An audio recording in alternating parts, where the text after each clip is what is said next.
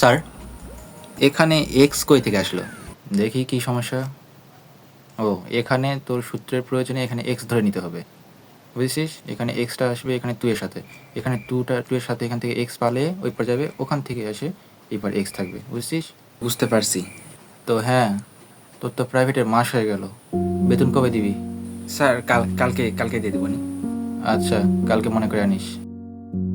তো কিরে, তোর তো আজকে কিছু একটা দেওয়ার কথা ছিল। আনছি স্যার, টাকা এই যে নেন। বাহ বাহ, খামেত করে দিছিস।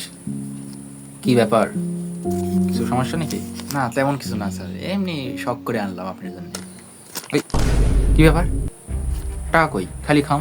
স্যার আপনিই তো কালকে বললেন এখানে এক্স নাই, এক্স এর মান ধরে নিতে। ওদিন বলেন ওখানে একটা সূত্র ধরে নিতে, এটা সূত্র ধরে নিতে। তো ওই জন্য আমি বুদ্ধি করে নিয়ে আসলাম যে ধরেলেন টাকা আছে এখানে। হেই, তুই ওটা হচ্ছে তোর অঙ্কের ক্ষেত্রে। স্যার আমার কি দোষ?